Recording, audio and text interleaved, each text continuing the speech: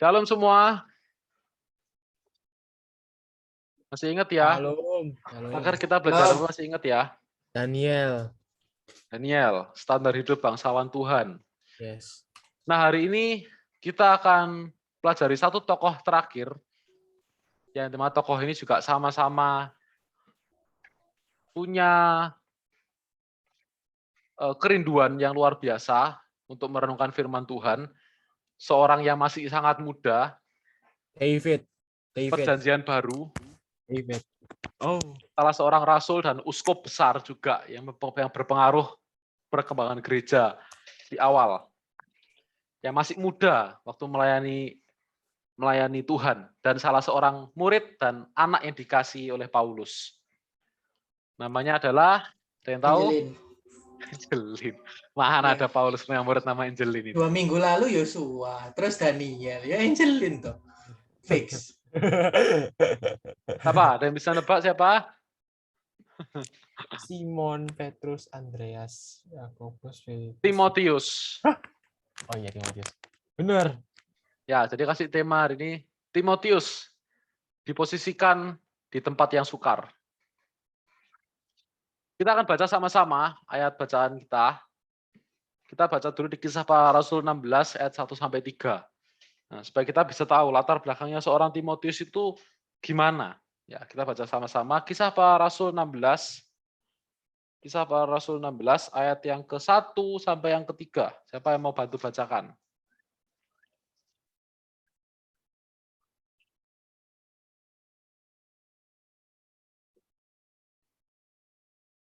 Kisah Para Rasul 16 ayat 1 sampai yang ke-3. Siapa yang mau bantu bacakan?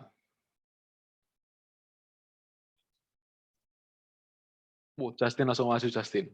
Justin langsung maju, Justin. Kisah Para Rasul 1 ayat 3 ya? Kisah Para Rasul 16. Nah, Kisah Para Rasul 1 sampai 16 ayat yang ke-1 sampai yang ke-3. Kisah Para Rasul 16 ayat 1 sampai yang ke-3. Timotius turut serta dengan Paulus. Paulus datang juga ke Derbe dan ke Listra. Di situ ada seorang murid bernama Timotius. Ibunya adalah seorang Yahudi dan telah menjadi percaya, sedangkan ayahnya seorang Yunani. Timotius ini dikenal baik oleh saudara-saudara di Listra dan di Ikonium. Dan Paulus mau supaya dia menyertai dalam perjalanan.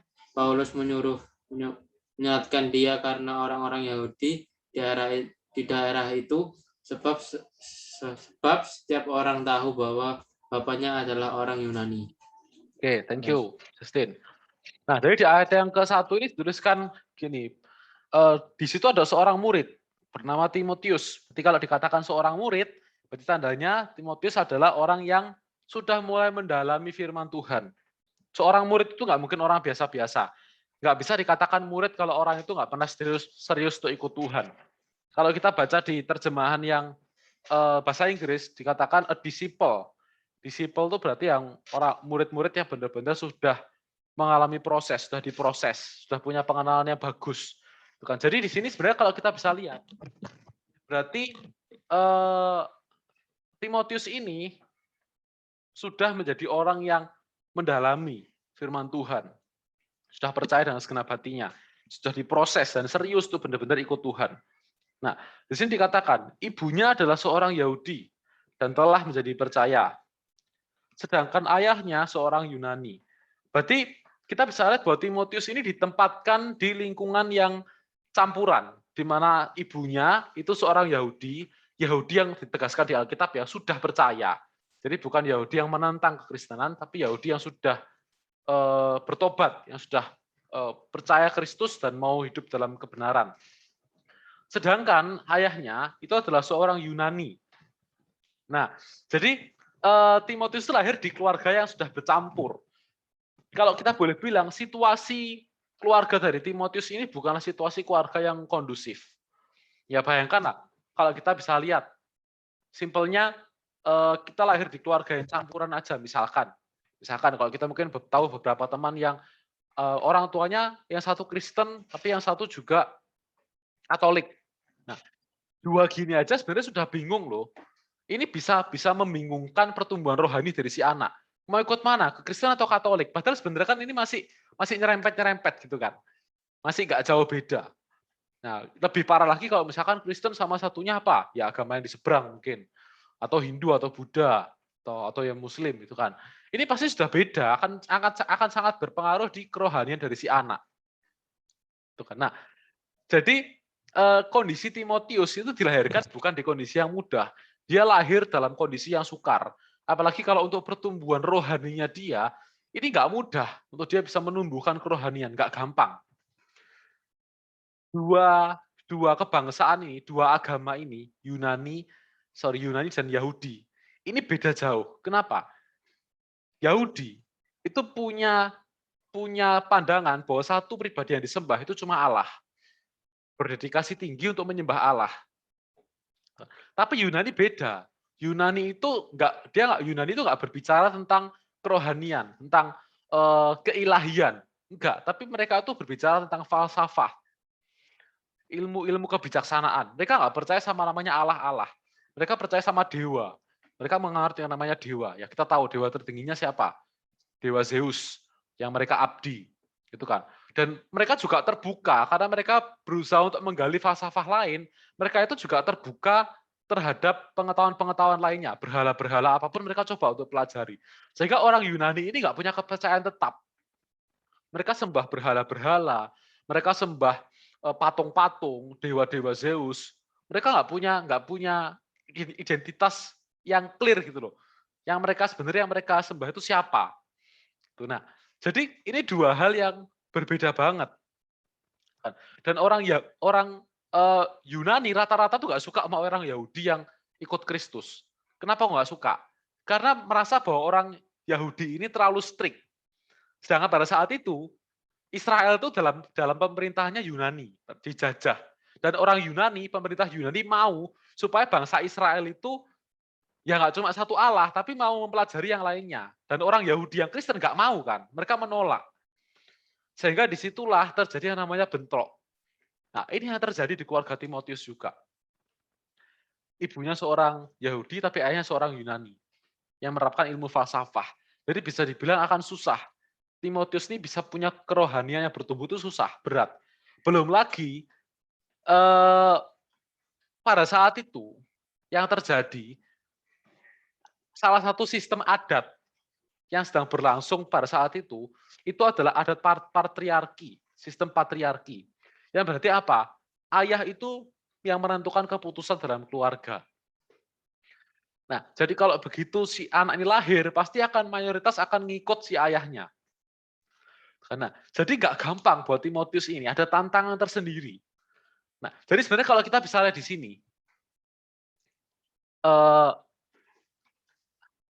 ayat 1 tadi menuliskan, ternyata Timotius itu sudah menjadi seorang murid. Yang berarti dia berhasil dalam kondisi dia yang sukar tadi. Ternyata Timotius ini membuktikan bahwa dia berhasil untuk punya pertumbuhan rohani yang baik di dalam Tuhan. Walaupun dalam keluarga yang broken. Aku sempat berpikir gini, kok bisa ya? Harusnya kalau ayahnya tuh benar-benar ada, ayahnya itu seorang Yunani. Yunani itu nggak cuma berkuasa di keluarga loh, apalagi seorang ayah. Sudah seorang ayah di sistem patriarki, punya kuasa di keluarga, ditambah lagi ayah seorang Yunani. Ya berarti Yunani punya kuasa atas orang Yahudi. Nah, jadi nggak mudah. Tapi kok bisa Timotius ini kok bisa bertumbuh? Kok bisa Timotius ini menjadi seorang murid? Ternyata, ya ini cuma asumsi aja. Karena di Alkitab memang nggak dituliskan. Kok bisa? Ada dua kemungkinan. Kok sempat coba cari referensi. Ada dua kemungkinan yang terjadi. Yang pertama, mungkin ayahnya Timotius ini sudah bertobat. Karena beberapa pasal sebelumnya itu menuliskan adalah seorang Cornelius. Seorang Yunani, kita sudah belajar ya bulan lalu. Cornelius, orang Yunani yang bertobat dan mau ikut Tuhan dan dilayani oleh Rasul Petrus. Itu kan kita sudah belajar, itu ada di pasal sebelumnya. Nah, tapi kalau menurut Koko, ini kayaknya terlalu cepat. Nah, kalau misalkan ayahnya Timotius memang sudah bertobat, harusnya Alkitab itu menuliskan, karena orang Yunani yang bertobat itu pada saat itu adalah kejadian yang langka. Harusnya Alkitab menuliskan. Tapi kalau nggak dituliskan, kemungkinan bukan karena ayah sudah bertobat, tapi mungkin adalah kemungkinan yang kedua. Ayahnya Timotius ini sudah meninggalkan Timotius dan ibunya dan keluarganya dari sejak Timotius kecil. Dan kemungkinan besar, kemungkinan terbesar nomor 2 ini yang benar. Ini yang membuat akhirnya Timotius bisa bertumbuh dengan baik secara kerohanian karena dididik langsung oleh ibunya yang sudah percaya. Gitu kan. Nah, jadi kita bisa ambil kesimpulan di sini bahwa sebenarnya keluarga Timotius ini berarti keluarga yang broken. Gitu kan. Dia mungkin bertumbuh tanpa sosok seorang ayah. Dia bertumbuh hanya dengan sosok seorang ibu. Nah, ini yang hebatnya. Kalau kita lihat dengan kisah seperti ini, berarti menunjukkan bahwa Timotius ini adalah orang yang dia ini apa ya, tidak bermain playing victim. Bukan tipe orang yang bermain korban. Aduh, aku nih dilahirkan dalam kondisi seperti ini, kayaknya nggak mungkin deh, kayaknya susah deh aku bertumbuh. Ah, Tuhan ini nggak adil dan lain sebagainya. Timotius bukan orang yang bermain jadi seorang korban, merasa dirinya dikorbankan gitu ya. Selalu jadi orang yang hidupnya paling kasihan, gitulah, playing victim. Nah, tapi dia punya suatu sikap di mana ya, aku lahir di sini ya, Tuhan punya rencana dalam hidupku. Dan luar biasanya, coba kita baca di 2 Timotius 3 ayat 15. Ya, tak bacakan deh. Coba sambil yang lainnya juga ini ya, dibuka ya. 2 Timotius 3 ayat yang ke-15 menuliskan seperti ini. Ingatlah juga bahwa dari kecil engkau sudah mengenal kitab suci yang dapat memberi hikmat kepadamu dan menuntun engkau kepada keselamatan oleh iman kepada Kristus Yesus. Ya, ingatlah juga bahwa dari kecil engkau sudah mengenal kitab suci. Berarti apa? Timotius ini dari usia yang masih kecil, masih anak-anak, dia ini sudah mengenal Alkitab. Mengenal berarti dia sudah mulai mendalami Alkitab. Ya berarti dari usia kecilnya pun Timotius nggak pernah menyalahkan keadaan. Timotius tidak pernah bertumbuh baru dewasa setelah usia muda. Enggak, tapi dari masa kecilnya dia sudah bertumbuh. Makanya ini pentingnya dari usia-usia sekolah minggu, itu sebenarnya sudah di usia penting banget tuh. Kita ini belajar firman Tuhan. Mendalami firman Tuhan, apalagi usia muda. Nah kalau usia mungkin usia kecilnya kita aja kita sudah miss, nggak belajar firman Tuhan. Di usia muda kita masih belum tekun baca firman Tuhan, malu sama Timotius. Dengan kondisi keluarga yang nggak selengkap kita, ya, kondisi keluarga yang jauh lebih enak kita, di usia kecilnya pun, di masa kecilnya pun dia sudah mendalami firman Tuhan loh. Bahkan nih kalau Koko baca di kitab NIV, New International Version, di situ tulisan seperti ini. And how from infancy you have known the Holy Scriptures. Kata anak-anak di sini digantikan dengan infancy. Dan Koko kemarin coba search, infancy itu artinya apa? Infancy itu ternyata artinya apa? Anak bayi. Berarti tandanya itu masih kondisi balita. Ya mungkin bisa jadi Timotius ini mungkin belajar bacanya pun dari Alkitab. Dia belajar bacanya pun dari Alkitab. Dia dalami Alkitab dari kecil, dituntun sama ibunya mungkin dari kecil dia baca Alkitab. Sehingga apa? Dia tumbuh menjadi seorang pribadi yang tidak pernah menyalahkan keadaan. Dia tumbuh menjadi seorang pribadi yang berhati besar, yang selalu belajar bersyukur setiap saat.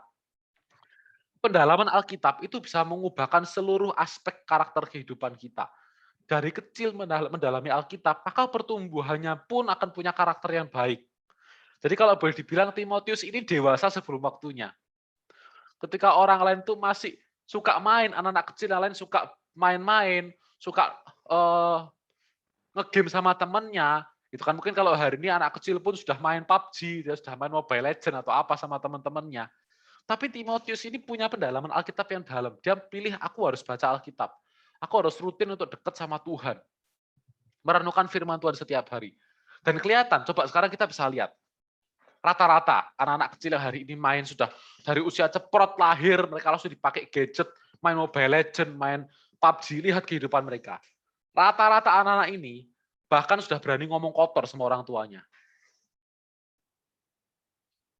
Serius loh. Lihat anak-anak desa yang secara edukasi nggak pernah diedukasi sama orang tuanya. Ditinggal langsung. Ya, Ya ini kita bilang anak desa yang nggak terpelajar. Mereka loh berani ngomong kasar. Mereka berani bentak ke orang lain yang lebih tua. Nggak ada etikanya sama sekali. Kok nggak bicara masalah gamenya? Tapi gamenya itu, game sebenarnya gini, gamenya itu bukan penyebabnya itu yang terjadi. Tapi gamenya itu yang menyita waktunya dia. Sampai akhirnya dia ini nggak punya waktu untuk belajar apa ya, ilmu membangun relasi dengan orang, etika itu loh. Terlalu sibuk dengan game, dengan pergaulan lagi. Apalagi kalau sudah main game terus kalah, marah gitu kan. Terus main sama pergaulan yang orang-orang yang lebih tua dari mereka, yang juga sudah secara apa ya, emosional lebih nggak stabil, yang nggak dewasa, suka marah, kena pergaulan yang nggak bagus, teman-teman yang toksik gitu kan. Yang terjadi apa? Ya bertumbuhnya juga sama, jadi orang yang toksik juga. Karena apa? Terbiasa melakukan hal-hal yang nggak baik, kebiasaan yang buruk sudah ditanamkan dari kecil. Kan? Ya nggak usah bilang masalah orang desa lah, yang nggak terpelajar. Orang kota pun juga sama kan. Kalau terlalu sering main game yang terjadi apa? Cuek sama orang tuanya, itu kan. Terus jadi suka marah, itu kan. Emosinya nggak terkontrol. Cobalah, kalian sering-sering main game lah. Tak jamin kok. Alkitab taruh, terus main game coba 2 minggu rutin main game, tak jamin. Emosi kalian akan mudah naik begitu kena masalah. Berani jamin. Tapi akan beda sama orang yang dia rutin baca Alkitab 2 minggu, gamenya ditaruh, dia baca firman tiap hari, orang ini akan punya emosi yang lebih stabil.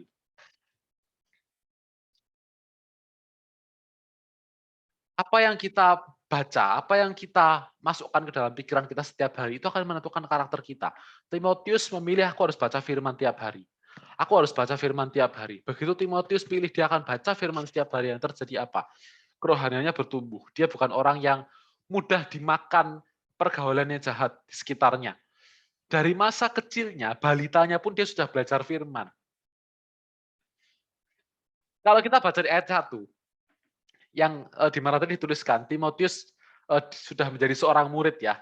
Coba kita balik lagi deh. Kita balik lagi ke Kisah Para Rasul 16 tadi. Sedikit lagi kita balik ke Kisah Para Rasul 16. Di sini yang menarik dituliskan seperti ini. Ayat 16 ayatnya 1 ya. Paulus datang juga ke Derbe dan ke Listra. Di situ ada seorang murid bernama Timotius.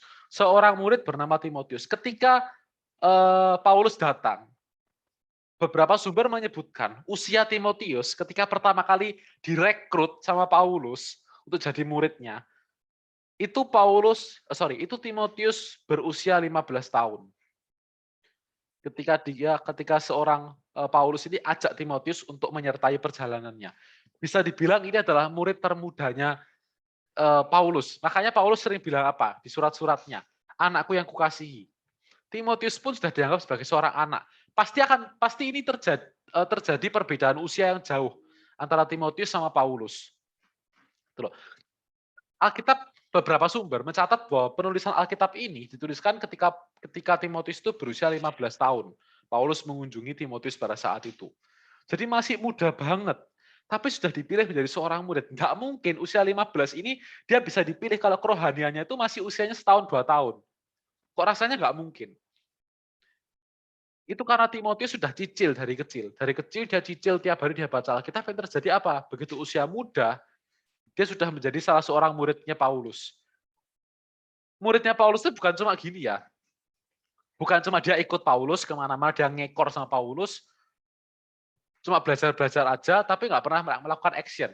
Enggak. Muridnya Paulus itu dalam artian Timotius sudah harus siap untuk menginjil. Bayangkan, usia 15 tahun, Timotius sudah harus siap untuk menginjili orang-orang yang notabene usianya lebih tua dari Timotius. Tuhan bisa pakai Timotius dari usianya masih sangat kecil. Karena dia dari awal sudah membangun karakter baik dan merenungkan firman Tuhan. Ini salah satu dampaknya. Di ayat yang kedua dituliskan seperti ini. Timotius ini dikenal baik oleh saudara-saudara di Listra dan di Ikonium. Nah, berarti dia ini punya reputasi yang baik sebagai seorang anak muda saat itu. Reputasinya Timotius ini nggak bisa diragukan. Dikenal baik dengan saudara-saudara di sana. Berarti ini membuktikan buahnya dari Timotius ini loh. Buahnya apa? Dia bertumbuh rohaniannya, dia bertumbuh karakter baiknya. Karena dia merenungkan firman Tuhan setiap hari. Ini nggak gampang terjadi. Kenapa? Karena orang yang rata-rata lahir dari seorang single mom, orang tua tunggal, keluarga yang mungkin broken, rata-rata pasti mereka ini punya pertumbuhan yang nggak bagus. Ya nggak semua, ada orang-orang juga yang pertumbuhannya bagus, tapi rata-rata orang-orang ini pasti akan menyalahkan keadaan. Kan. Tapi Timotius beda. Kok bisa? Karena orang tuanya Timotius, ibunya Timotius, mengambil langkah yang benar. Memperkenalkan Timotius dari awal, dari kecil, untuk baca firman Tuhan. Nah, jadi sebenarnya kalau kita boleh lihat di sini ya, kondisi pertama yang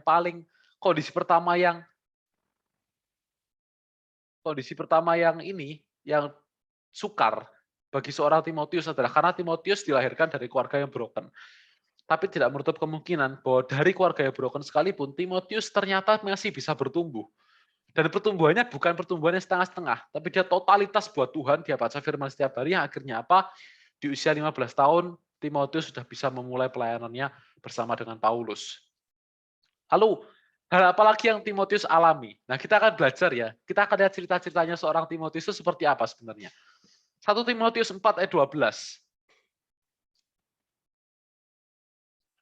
1 Timotius 4 ayat 12 menuliskan seperti ini. Ini mesti kita sudah pasti sering baca juga ya. Jangan seorang pun menganggap engkau rendah karena engkau muda. Jadilah teladan bagi orang-orang percaya dalam perkataanmu, dalam tingkah lakumu, dalam kasihmu, dalam kesetiaanmu, dan dalam kesucianmu. Jangan seorang pun menganggap engkau rendah karena engkau muda. Ini adalah era-era di mana Timotius sudah mulai melayani. Koko nggak tahu ketika ayat ini ditulis, Timotius sudah usia berapa. Tapi Koko berani jamin bahwa Timotius ini pasti sudah muda. Masih muda. Bukan sudah muda ya, tapi masih muda. Karena Alkitab sendiri yang menuliskan lewat suratnya Paulus, jangan seorang pun menganggap engkau rendah karena engkau muda, tapi jadilah teladan bagi orang-orang percaya. Berarti pada saat itu Tuhan mempercayakan Timotius itu ditempatkan dalam pelayanan yang mengharuskan ia melayani orang-orang yang lebih tua.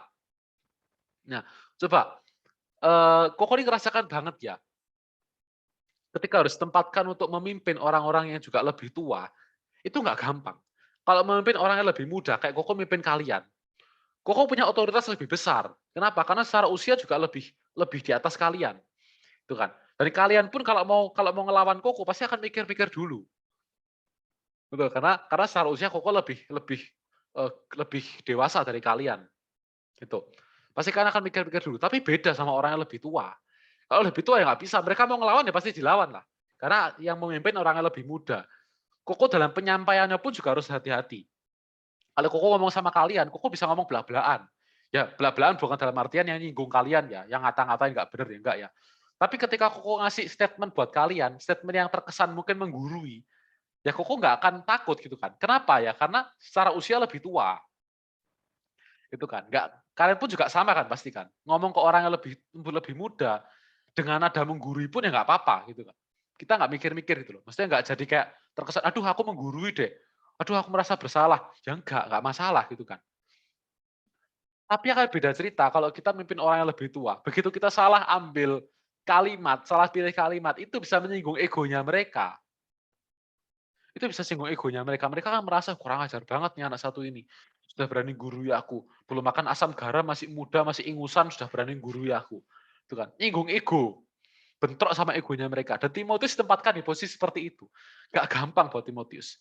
Memang sebenarnya kalau kita boleh baca, Timotius itu nggak pernah nggak pernah mengeluh sebenarnya. Timotius itu nggak pernah ngeluh. Selama kita baca pelayanan Timotius, nggak pernah sekalipun Timotius bilang gini, aduh Pak Paulus, susah ngelayani orang yang lebih tua. Janganlah aku jangan pelayanan dulu lah, nanti dulu lah. Timotius nggak pernah, karena Timotius tahu hati Tuhan. Tuhan mau Timotius melayani dari usia muda. Timotius tahu panggilannya. Jadi Timotius nggak pernah mundur. Tapi Paulus peka. Sebagai seorang pemimpin, Paulus itu peka. Timotius pasti punya masalah ini. Pasti minimal Timotius itu punya pertimbangan, maju mundur. Aduh aku ngelayani nggak ya? Atau aku jangan ya? Atau tak tunda aja ya? Pasti punya perasaan maju mundur. Dan ketika kita ini punya perasaan maju mundur, coba deh. Kalian misalkan mau mengerjakan dua hal. Mengerjakan satu tugas lah. Tapi kalian ini nggak yakin sama diri kalian. Nggak yakin kalau kita bisa. Yang terjadi apa? Ketika kita memaksakan kita kerjakan, hasilnya nggak akan maksimal. Dan Paulus tahu itu. Kalau Timotius ini tetap dia maju mundur. Memang Timotius ini nggak ngomel gitu kan. Dia nggak ngomel, dia nggak komen apapun. Dia melakukan. Tapi kalau dilakukan dengan rasa takut, dengan keminderannya, pelayanannya pasti nggak akan maksimal. Dia ini pasti nggak akan jadi berkat. Paulus tahu itu. Makanya Paulus bilang apa? Janganlah seorang pun menganggap engkau rendah karena engkau muda. Tapi jadilah teladan bagi orang percaya. Paulus tingkatkan PD-nya. Rasa percaya dirinya dari seorang Timotius itu ditingkatkan. Sehingga Timotius akhirnya berani untuk fight lebih. Untuk dia beritakan Injil dengan keyakinan kepada orang-orang yang lebih tua. Ya Koko yakin, pastilah Paulus sedikit banyak pasti sudah mengajarkan juga ke Timotius. Gini loh Yus, caranya ngomong ke orang yang lebih tua, itu caranya gini.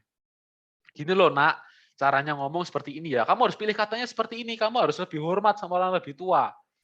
Pasti Timotius sudah diajarkan. Disitulah akhirnya Timotius berani untuk step up, dia berani untuk pimpin. Di tengah kondisi yang sukar, nggak gampang, takut-takutan masih minder, takut salah ngomong, takut dikira nggak sopan, takut menyinggung.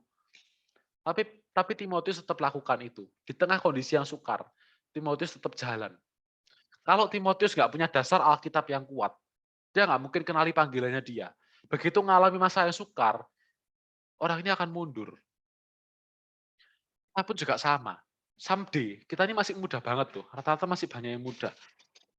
Koko nih yakin, kalian suatu saat akan ditempatkan dalam pelayanan juga ke orang-orang yang lebih tua.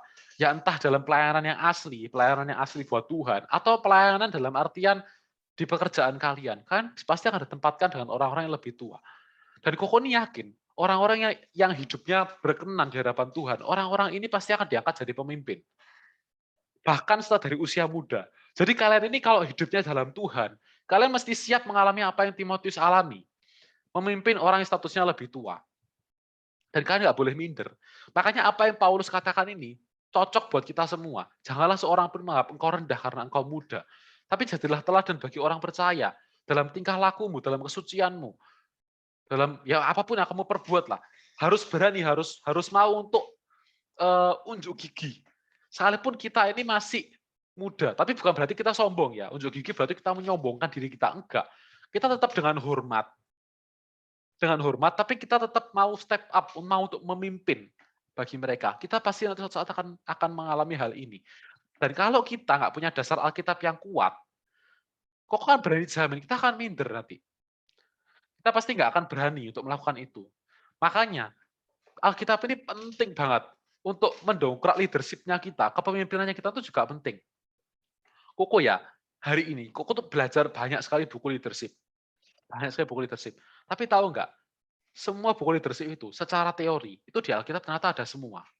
Di Amsal ada pernah dicatat. Di Pengkhotbah juga ada dicatat. Kan? Banyak sekali prinsip-prinsip kepemimpinan itu di start dari Alkitab sebenarnya. Salah seorang pemimpin yang Koko banyak baca buku-bukunya, leadership-nya, itu namanya John Maxwell. John Maxwell ini salah seorang pemimpin besar Amerika, tapi beliau adalah seorang pendeta. Kerjaan aslinya beliau ini pendeta, hamba Tuhan. Jadi Koko ini bisa lihat gini loh. Ternyata kepemimpinan itu startnya bukan cuma dari pengalaman, enggak, tapi perenungan Alkitab. Itu yang paling penting. Kalau kita mau jadi seorang pemimpin, bacaan ini loh, Alkitab ini loh. Ini tuh banyak banget ilmu-ilmu leadership yang kita bisa baca. Makanya gini, kalau Koko ngantuk, ini buat Austin juga tahu ya, Koko ini baca buku setiap hari. Tapi kalau Koko ngantuk, buku bacaannya Koko, leadership-nya Koko, tak taruh. Tapi satu ini nggak pernah miss. Ini harus tak baca. Ini nggak boleh nggak baca tiap hari. Pasti harus baca. Buku yang lain, tambahan lah. Kalau Koko ngantuk banget, tak taruh buku. Nggak ngurus, tak taruh buku. Tapi Alkitab nggak boleh miss. Ya apa? Yang membangun karakternya Koko sampai sekarang, itu bukan buku-buku ini, tapi Alkitab yang membangun karakternya Koko. Nah, jadi bertumbuhlah kepemimpinan kita, tumbuhkan kepemimpinan kita tuh jangan dari buku-buku leadership aja, udah nggak. Alkitab dulu selesaikan, katam dulu Alkitab, baru baca buku lain boleh. Tapi yang penting Alkitabnya harus kita pelajari dulu, karena ini kunci hidupnya kita. Tuhan sudah mengajarkan semua prinsip kepemimpinannya dalam Alkitab. Ya ini yang Koko sedikit buka ya, Austin juga sudah tahu. Di bisnisnya kita di HDI sudah banyak diajarkan apa? Kepemimpinan yang melayani. Itu kan sudah ada, Yesus kan sudah ngajarin dulu. Bukan manusia yang ngajarkan itu. Itu Tuhan Yesus yang ajarkan. Kepemimpinan yang melayani.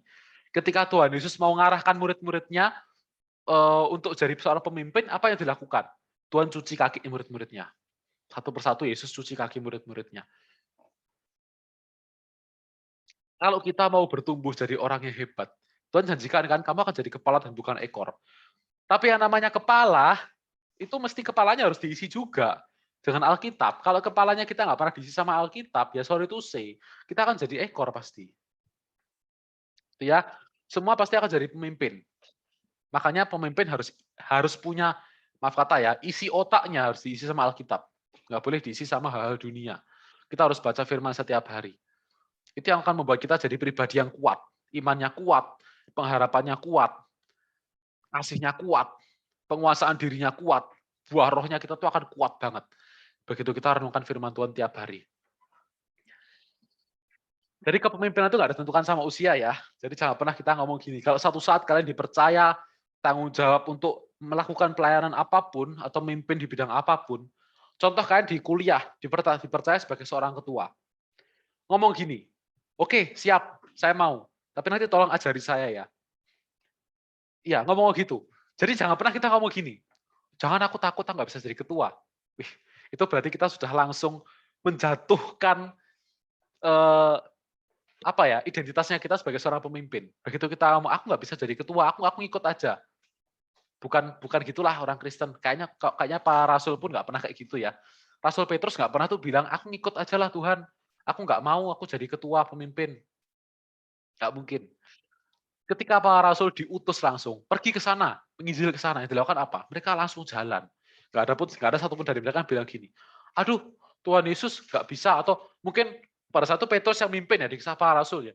Aduh, ini Pak Petrus nggak bisa, aku nggak mau deh, jangan. Nggak mungkin, mereka pasti akan langsung jalan. Nah, jadi pemimpin nggak boleh menolak tanggung jawab. Justru tanggung jawab itu yang membuat kita itu semakin bertumbuh setiap hari.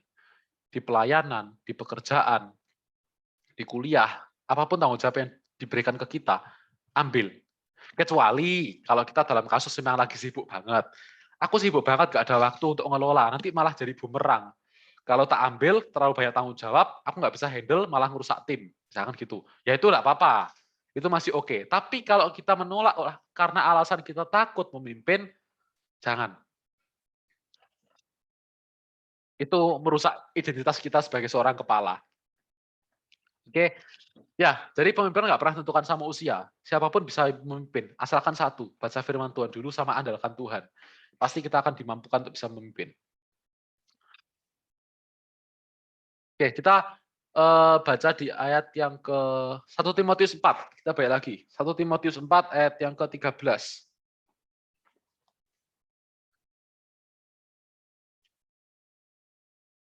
1 Timotius, salah. 1 Timotius 4 ayat yang ke-13. Ada yang bisa dapat?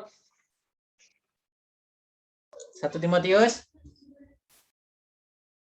ayat 13.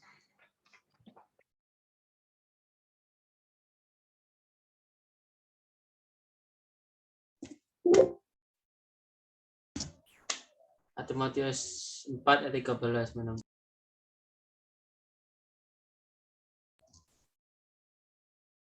Sementara itu, sampai aku datang, bertekunlah dalam membaca kitab-kitab suci, dalam membangun dan dalam mengajar. Nah, itu loh kuncinya. Paulus kan bilang, jangan seorang pun menganggap engkau rendah karena engkau muda. Jadilah teladan bagi orang percaya dalam perkataanmu, tingkah lakumu, kasihmu, kesetiaanmu, dalam kesucianmu. Terus Paulus tambahkan kuncinya, ini loh. Kuncinya di sini, kalau kita mau bisa pimpin orang yang lebih tua dari kita, bisa jadi berkat buat orang yang lebih tua dari kita, kuncinya di sini. Sementara itu, sampai aku datang, bertekunlah dalam membaca kitab-kitab suci. Bertekunlah dalam membaca kitab-kitab suci, dalam membangun dan dalam mengajar. Kalau hari ini kita mau untuk terus dipakai Tuhan, dipakai semakin luar biasa, kuncinya cuma satu, bertekunlah dalam membaca kitab suci. Memangnya Paulus tulis ini ke Timotius, apa karena Timotius jarang baca kitab? Enggak, justru karena Timotius sering baca kitab, dia dipercayakan tanggung jawab yang besar. Tapi Paulus masih tekankan loh, bertekunlah dalam membaca kitab suci. Tandanya apa? membaca kitab suci itu nggak bisa cuma sekali kita selesai, terus satu habis. Yaudah, berarti aku udah khatam nih satu kali, berarti nggak perlu baca lagi ya? Nggak bisa. Ini kitab yang kita harus baca seumur hidup kita. Sampai berapa kali kok aku boleh baca? Bukan kita yang tentukan sampai berapa kali, itu Tuhan yang tentukan sampai berapa kali kita baca. Maksudnya apa sih? Maksudnya gini loh, kalau kita tentukan, aku cuma baca sampai 10 kali ya kok, berarti 10 kali kita berhenti. Bukan, tapi biar Tuhan yang tentukan. Mungkin Tuhan tentukan apa? Kita cuma bisa baca sampai 20 kali. Ketika baca ke 21, kita sudah dipanggil Tuhan duluan. Biar Tuhan yang tentukan berapa kali kita baca Alkitab. Bukan kita yang tentukan. Jadi seumur hidupmu, baca terus Alkitab ini. Karena ini adalah sumber hikmatnya. Kapan kok kalau misalkan nih bersikeras ngomong sama aku, kapan kok aku harus berhenti baca Alkitab karena aku capek kok baca Alkitab terus kok tiap hari kok bosen gitu-gitu aja. Ya udah. Kalau mau baca Alkitab simple, kalau mau berhenti baca Alkitab gampang. Berhentilah setelah setiap kata-kata di Alkitab kita sudah hafalkan semua tanpa baca Alkitab. Tanpa buka Alkitab. Nah, kalau kita sudah hafal satu Alkitab semua, nah baru boleh berhenti, nggak apa-apa. Tapi selama kata-katanya semua belum hafal, nggak boleh berhenti, harus baca terus. Nah, jadi Alkitab itu harus diulang ya. Harus diulang, dibaca setiap hari. Karena Paulus pun juga menekankan seperti itu ke Timotius. Setiap hari. Paulus tekankan, bertekunlah dalam membaca kitab-kitab suci. 1 Timotius 5 ayat 23. Ini kesukaran yang lainnya. Nanti Timotius juga alami. 1 Timotius 5 ayat 23. Tak jelaskan secara cepat aja. Ayat ke-23 menuliskan seperti ini. Janganlah lagi minum air saja, melainkan tambahkanlah anggur sedikit. Berhubung pencernaanmu terganggu dan tubuhmu sering lemah. Ini kondisinya Timotius tuh. Ternyata Timotius itu punya sakit juga. Nah, ini yang Koko sempat bahas juga ya minggu lalu ya, yang masalah minum anggur untuk kesehatan itu nggak apa-apa. Ya contoh Timotius ini, dia minum anggur karena masalah kesehatan nggak apa-apa. Jadi kita bisa tarik kesimpulan sebenarnya bahwa Timotius itu dikatakan tubuhnya sering lemah. Berarti dia sering sakit. Mungkin karena apa? Mungkin nggak tahu karena pelayanannya terlalu terforsir atau gimana, sehingga akhirnya terjadi apa? Timotius ini sering capek. Tapi kita nggak pernah lihat kan Timotius itu berhenti melayani. Dia terus layani, dia terus kasih pelayanan yang terbaik. Makanya sampai akhirnya Paulus tuh kasih pesan ini ke Timotius karena takut Timotius jangan-jangan dia karena terlalu giat melayani yang terjadi apa? Dia jatuh sakit, dia nggak bisa melayani. Jatuh sakit dan akhirnya dia harus stop, nggak bisa melayani lagi karena harus sakit. Paulus nggak mau terjadi seperti itu. Makanya Paulus bilang apa? Kalau kamu minum, tambahin anggur, biar pencernaanmu itu lebih enak. Karena kalau enggak, nanti kamu jadi sakit tambah parah. Nah, kamu bekerja boleh, Timotius, tapi kamu harus jaga kesehatanmu juga ya. Pesan seorang ayah buat Timotius. Karena jadi Timotius pun juga mengalami sakit. Dia ada sakit penyakit yang dialami. Tapi dia nggak pernah ngomel. Timotius selalu melayani Tuhan setiap hari. Nah, ini yang membuat kita bisa lihat ya, ketika Timotius itu diposisikan di tempat yang sukar, dia nggak pernah sekalipun ngomel sama Tuhan. Dia nggak pernah playing victim. Ada banyak orang tuh kayak gini. Aku pusing Tuhan. Jangan pelayanan dulu ya Tuhan. Sorry Tuhan, aku nggak bisa pelayanan dulu. Malu sama Timotius gitu ya. Timotius sakit seperti ini pun dia tetap jalan. Koko ini mau sharing ya di salah seorang leadernya Koko. Di HDI ya. Ini bukan berarti Koko endorse ya, enggak. Cuma Koko ini mau bandingkan supaya kita masing-masing tahu. Salah satu leadernya Koko namanya Pak Nugroho. Bulan lalu ada salah satu training, spesial training. Austin tahu namanya training WTC. Bulan lalu saat-saat COVID itu bombardir banget, diadakan namanya sesi WTC ini. Dan Koko pun juga sempat kena COVID pas waktu sesi ya, jadi sempat ketepar juga. Sesi itu berjalan dengan lancar, dibawakan langsung oleh Pak Nugroho ini. Pak Nugroho bawakan dengan sangat antusias, terus benar-benar semangat banget, semua partisipannya, pesertanya itu dapat banyak hal baru. Dan begitu sesi itu selesai, jaringannya timnya Pak Nugroho itu bisa semangat semua dan benar-benar kayak pencapaian-pencapaian baru itu muncul semua di bulan itu. Tapi hebatnya, bulan depannya, Agustus ini, Pak Nugroho ini cerita ke semua leadernya, termasuk ke Koko juga. Pak Nugroho cerita gini, tahu nggak, waktu WTC bulan kemarin, Dia bilangnya Koko ya. Koko ini Nugroho yang bilang, Koko ini lagi kena COVID. Itu Koko lagi pusing banget, kayak susah fokus, tapi Koko tetap isi. Dan itu nggak ada yang tahu loh. Kelihatan semua tuh kelihatan seperti fresh, seperti ya wes all out lah. Kayak nggak ada yang tahu kalau Nugroho ini sakit. Padahal dia dalam kondisi lagi separah-parahnya kena COVID. Nah, yang mau Koko tekankan di sini apa? Kalau orang yang untuk pekerjaan uang sementara, sifatnya sementara aja bisa all out seperti itu. Apalagi buat Tuhan kan. Harusnya kan kita lebih all out lagi kan. Kadang banyak orang itu lucu, baru posting, diare sedikit terus bilang apa? Nggak bisa melayani, aku lagi sakit. Gantikan aja ke yang lainnya. Karena ini yang bikin Koko akhirnya apa? Ya agak apa ya? Mau ini ya sedih juga ya, karena lihat bahwa orang untuk hal yang sifatnya fana aja bisa nge-fight sebegitu hebatnya loh. Tapi kenapa orang yang berbicara masalah kekekalan aja, kekekalan yang banyak orang kejar, yang justru jauh lebih penting dari masalah uang, itu masih kompromi. Nah ini kan bahaya. Kita mesti contoh Timotius ini. Di tengah dia sakit, dia ini nggak pernah kasih pelayanannya ke orang lain. Dia terus ngelayani sendiri.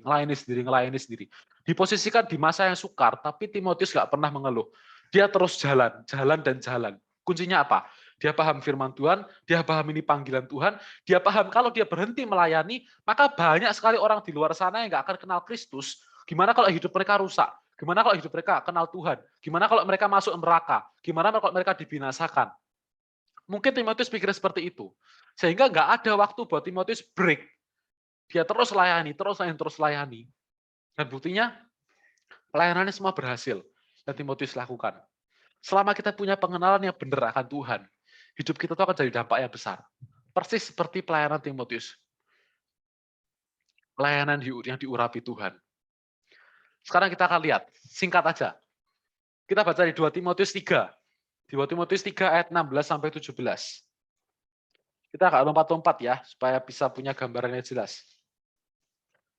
2 Timotius 3 ayat 16-17. Ini pasti kita banyak tahu. Dituliskan seperti ini. Segala tulisan yang diilhamkan Allah memang bermanfaat untuk mengajar, menyatakan kesalahan, memperbaiki kelakuan, dan untuk mendidik orang dalam kebenaran. Dengan demikian, tiap-tiap manusia kepunyaan Allah diperlengkapi untuk setiap perbuatan baik. Bagaimana Alkitab berperan penting dalam membentuk kehidupan dan pelayanan kita? Kita bisa mengacu dari 2 Timotius ini. Yang pertama, Alkitab itu berperan untuk mengajar. Segala tulisan diilhamkan Allah bermanfaat untuk mengajar, to teach. Boleh dicatat ya, yang poin pertama, Alkitab bermanfaat untuk mengajar. Jadi Alkitab itu akan mengajarkan kita untuk bisa mengenal kebenaran yang sejati itu seperti apa. Untuk mengerti isi hati Tuhan. Untuk memahami apa yang Tuhan mau, apa kehendak Tuhan. Alkitab itu berfungsi untuk mengajar kita tentang kebenaran. Menguatkan iman kita. Menguatkan pengharapan kita. Menguatkan kasih kita. Ketekunan kita kepada Kristus. Kesabaran kita. Penguasaan diri kita, semua itu dikuatkan dari kita baca firman. Karena firman yang mengajar kita setiap hari. Mengingatkan kita setiap hari untuk memperkuat pertahanan iman kita. Memperkuat roh kita. Membangun tembok-tembok rohnya kita. Lewat apa? Alkitab. Alkitab akan mengajarkan. 1 Timotius 1 ayat 18-20. Nggak usah dibuka. Kalian tetap stay di 2 Timotius aja. 1 Timotius 1 ayat 18-20 menuliskan, bentar, tak buka dulu ya. 1 Timotius 1 ayat 18-20. Tulisnya seperti ini. Tugas ini kuberikan kepadamu. Ini Paulus ya, ngomong ke Timotius.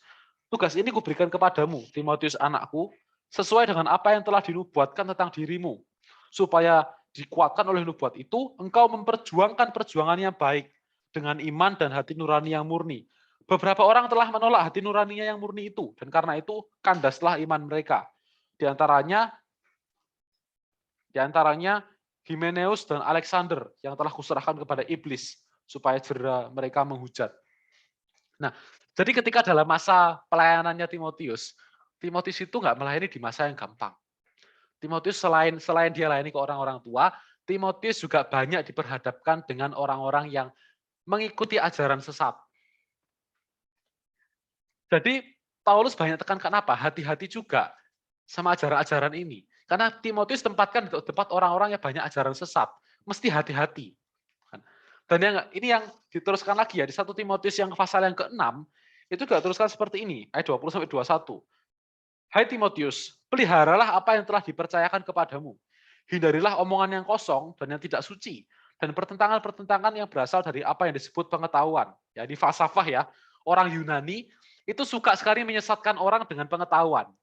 Ya, sampai hari ini masih terjadi kan, orang ateis yang juga punya pemikiran alam semesta. Teori apa? Darwin, dari monyet. Itu kan berusaha untuk mengacaukan teori penciptaan Allah. Big Bang, berusaha mengacaukan teori penciptaan Allah. Ini semua kan pikiran manusia. Dengan pengetahuan-pengetahuan berusaha untuk menghancurkan bahwa Allah itu adalah pencipta alam semesta. Mereka berusaha untuk menggagalkan teologinya orang Kristen. Nah, ini sudah terjadi dari lama, sampai hari ini juga mengalami itu. Ayat 21. Karena ada beberapa orang yang mengajarkannya, dan dengan demikian telah menyimpang dari iman.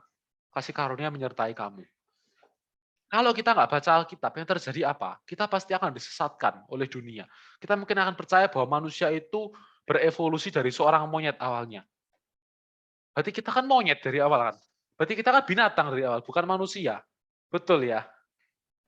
Secara ras kita berarti satu ras dengan monyet, sudah kan? Nah, Austin barusan meragain. Nah, jadi jelas nggak masuk akal. Teori Big Bang, benturan. Antara dua bentur, terus terbentuknya namanya bumi. Kan? Nggak masuk akal. Yang menciptakan siapa? Ya Tuhan. Allah semesta yang menciptakan. Bagaimana benturan Big Bang itu bisa menciptakan alam semesta yang sedemikian detailnya? Nggak mungkin lah. Emang ada suatu kejadian yang tidak sengaja terjadi, terus tiba-tiba keluar suatu hal yang indah karena ketidaksengajaan. Kok kayaknya nggak masuk akal? Justru yang lebih masuk akal adalah ada seorang desainer di atas sana, seorang desainer yang sudah mempersiapkan blueprint-nya dan merancangkan semuanya. Day 1, hari pertama apa yang harus diperbuat, hari kedua apa yang dilakukan, hari ketiga apa yang dilakukan, keempat, kelima, keenam, sehingga terciptalah bumi ini. Ada seorang perancang di luar sana, yaitu siapa ya? Tuhan kita, Allah alam semesta. Itu loh. Jadi kalau kita nggak kenal kebenaran, kacau sudah. Kita pasti akan punya teologi yang salah. Kita akan punya teologi yang salah.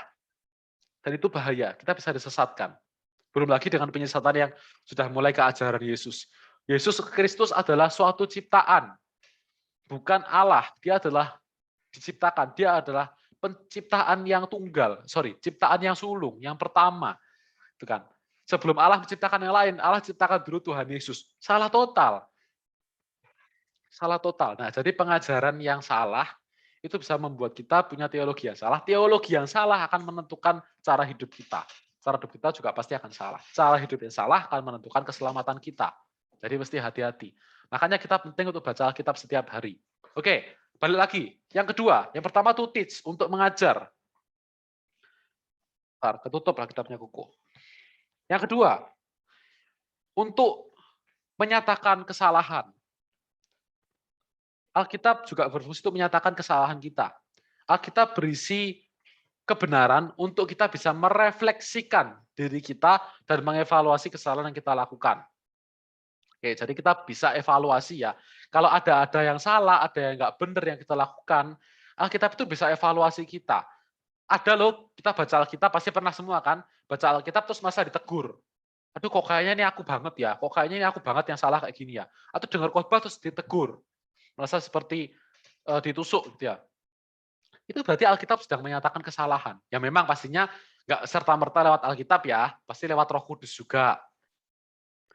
Berusaha untuk menyatakan kesalahan kita supaya apa? Supaya kita bisa memperbaiki. Nah, masuk ke poin yang ketiga. Memperbaiki kelakuan kita. Jadi setelah kita dinyatakan kita salah, Alkitab akan memberikan tuntunannya. Alkitab itu bukan cuma yang mendakwa, sama kayak dulu kita sudah belajar ya. Roh Kudus bukan roh yang hanya mendakwa kita, tapi dia adalah roh yang mendakwa dan membenarkan kita. Alkitab juga sama. Alkitabnya ibaratnya kayak apa ya? Roh Kudus itu pelakunya, Alkitab itu fasilitatornya. Alkitab yang akan membuat kita juga terdakwa dan juga diperbaiki kelakuan kita. Ini enaknya, dikoreksi. Kehidupan kita manusia lama yang sering marah, yang nggak bisa menguasai diri, dikit-dikit main tangan. Kita mulai diubah menjadi manusia baru, yang mulai sadar untuk bisa menjaga emosi, mulai bisa lebih sabar juga, mengontrol emosi kita, mulai berubah jadi manusia baru. Ini fungsi dari Alkitab, to correct, untuk mengoreksi dan memperbaiki kelakuan kita. Yang terakhir, yang keempat, untuk mendidik orang dalam kebenaran, to train. Ya, training, memberikan suatu pelatihan. Ya, dituliskan di terjemahan Inggris ya seperti itu. To training, memberikan suatu pelatihan. Ya, berarti apa? Alkitab itu juga melatih kita, bukan hanya sekedar tahu kebenaran. Enggak, tahu aja nggak cukup. Tahu itu tidak akan mengubah hidup kita. Kita tahu ajarannya benar, tapi kalau kita nggak melakukan, maka selamanya hidup kita akan terus dalam hidup yang salah. Tapi begitu yang benar itu kita lakukan, maka itulah yang akan mengubahkan seluruh aspek kehidupan kita.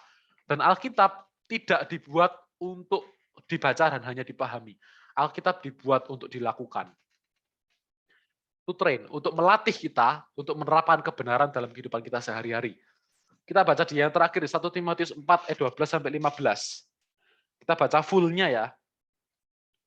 1 Timotius 4 ayat 12-15. Jangan seorang pun menganggap engkau rendah karena engkau muda. Jadilah teladan bagi orang percaya dalam perkataan, tingkah laku, kasih, kesetiaanmu, dan dalam kesucianmu. Sementara itu sampai aku datang, bertekunlah dalam membaca kitab suci, dalam membangun dan dalam mengajar. Jangan lalai dalam mempergunakan karunia yang ada padamu, yang telah diberikan kepadamu oleh nubuat dan dengan penumpangan tangan sidang penatua. Perhatikanlah semuanya itu. Hiduplah di dalamnya, supaya kemajuanmu nyata kepada semua orang. Nah ini loh, ini sebenarnya salah satu penerapan tadi ya, to train, melatih, menerapkan kebenaran. Alkitab itu harus diterapkan, harus dihidupi. Supaya apa? Supaya bukan hanya kita yang diubah karakter kita, tapi orang lain di sana loh juga diubah. Kita itu dilahirkan, amanat agungnya apa? Beritakanlah Injil. Jadikanlah semua bangsa muridku. Berarti kan apa? Berarti kan bukan cuma kita aja yang harus diubahkan.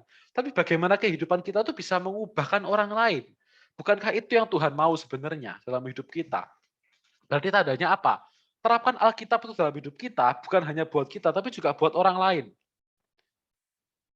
Supaya kemajuanmu nyata kepada semua orang. 16. Awasilah dirimu sendiri. Loh, ini loh yang Paulus tuh bisa ngomong kayak gini loh ke Timotius. Awasilah dirimu sendiri. Harus bisa mengevaluasi dirinya sendiri. Supaya jangan sampai masuk ke ajaran sesat. Dan awasilah ajaranmu.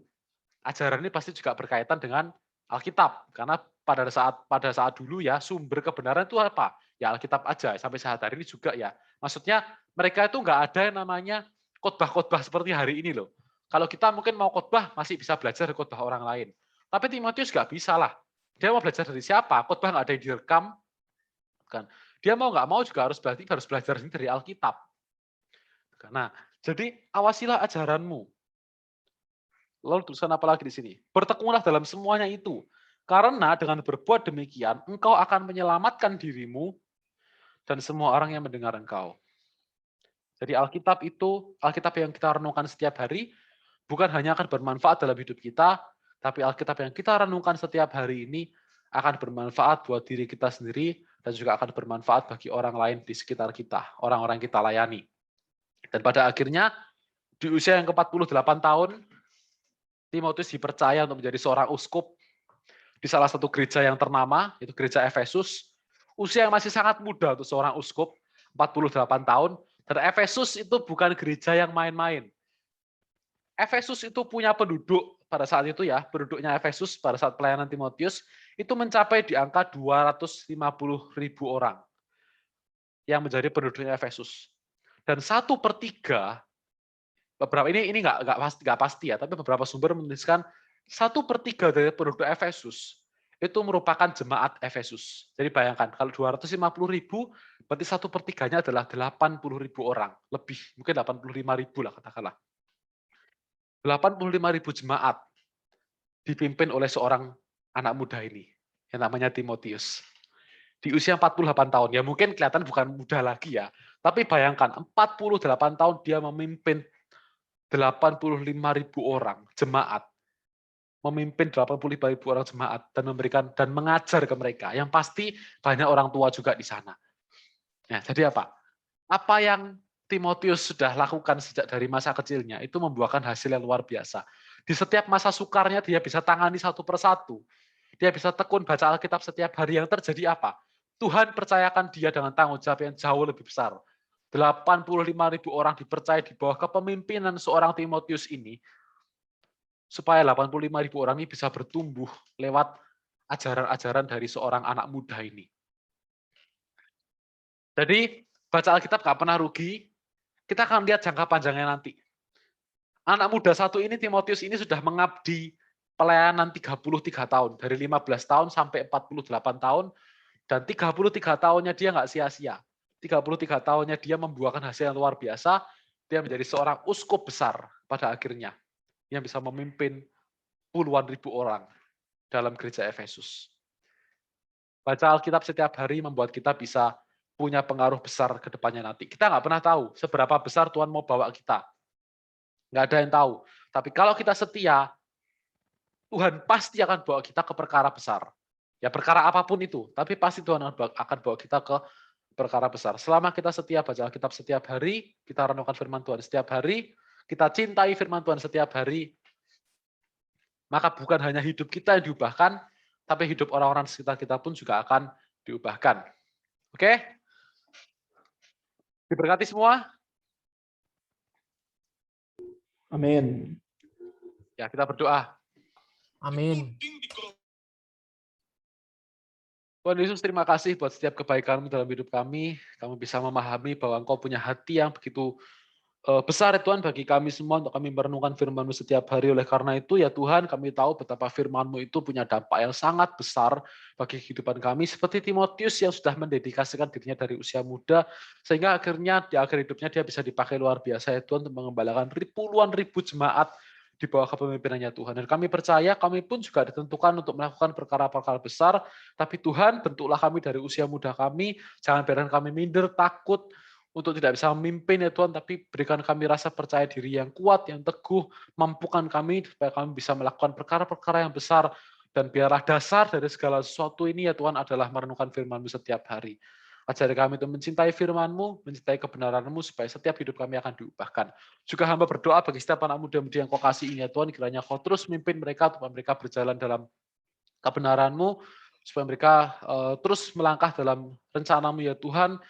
Setiap mereka semua Tuhan tidak pernah jauh dari kehendak-Mu Tuhan, biarlah mereka juga menjadi anak-anak yang hidupnya menjadi dampak buat orang sekitar mereka. Berkati keluarga mereka, jaga lindungi dan sertai ya Tuhan, sehingga keluarga mereka senantiasa aman dalam penyertaan-Mu, dalam mata pencahariannya, ekonomi keluarga mereka juga diberkati, kehidupan yang harmonis dalam keluarga mereka, juga buat mereka yang kuliah, yang sekolah juga berhikmat, kepandaian, untuk mereka bisa berhasil dalam studinya mereka Tuhan, dan buat yang kerja juga sama, memohon kepadamu, buat yang bekerja atau berbisnis, semua Tuhan Kau perlancar ya Tuhan, apapun yang dikerjakan buat berhasil, kiranya Allah sendiri yang menyertai, setiap apapun yang kami kerjakan, demikian juga pergaulan kami, jauhkan dari pergaulan yang enggak baik ya Tuhan, orang-orang yang bertujuan untuk merusak hidup kami, menjauhkan kami daripadamu, kami mau lepaskan pergaulan seperti itu, dan kami mohon kepadamu, Kau gantikan pergaulan kami dengan pergaulan yang jauh lebih baik, sehingga kami bisa punya kehidupan pergaulan juga yang jauh lebih baik, yang bisa saling menguatkan, dan bahkan juga saling support satu sama lain untuk hidup dalam kebenaran-Mu. Terima kasih Bapa buat segala kebaikan masa depan kami, dan seluruh aspek kehidupan kami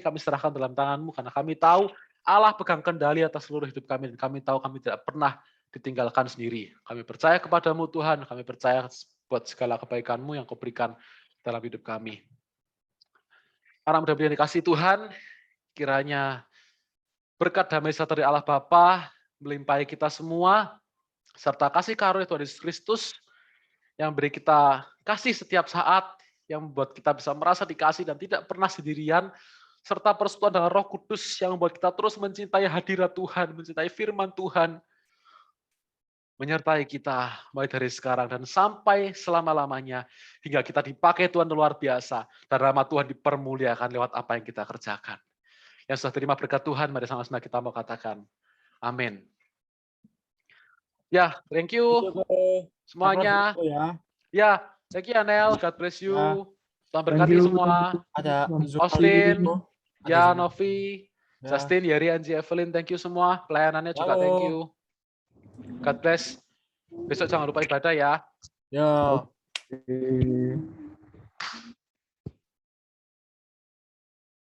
Oh, Austin lagi. Bosen gue mau Austin terus. Thank you, Ko. Tinggal ya.